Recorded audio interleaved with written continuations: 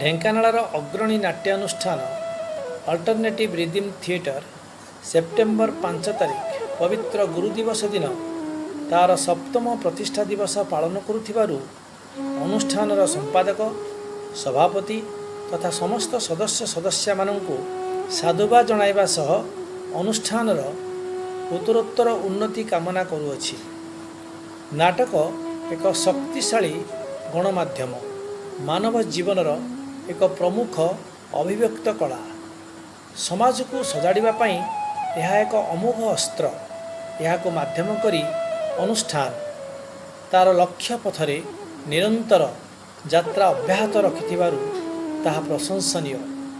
କଳାକାରମାନଙ୍କ ନିଖୁଣ ଅଭିନୟ, ନିର୍ଦ୍ଦେଶକଙ୍କ ବଳିଷ୍ଠ ନିର୍ଦ୍ଦେଶନା, କଥାବସ୍ତୁରେ ବାସ୍ତବତାର ପ୍ରତିଫଳନ ଦ୍ୱାରା ଅନୁଷ୍ଠାନ ଦ୍ୱାରା ପ୍ରଦର୍ଶିତ ପ୍ରତ୍ୟେକଟି ନାଟକ ଦର୍ଶକଙ୍କ ମନ ମୋହିବା ସହ ସାମାଜିକ ସଚେତନତାର ବାର୍ତ୍ତା ପ୍ରଚାର କରିବାରେ ଅନନ୍ୟ ଭୂମିକା ନିର୍ବାହ କରିଆସୁଛି। ମଞ୍ଚ ନାଟକ ହେଉ ବା ପଥପ୍ରାନ୍ତ ନାଟକ, ପ୍ରତ୍ୟେକଟିରେ ସମାଜର ଯେଉଁ ବାସ୍ତବ ଦିଗ ଦର୍ଶାୟିତ ହୋଇଥାଏ ତାହା ପ୍ରକୃତରେ ସ୍ୱାଗତଯୋଗ୍ୟ।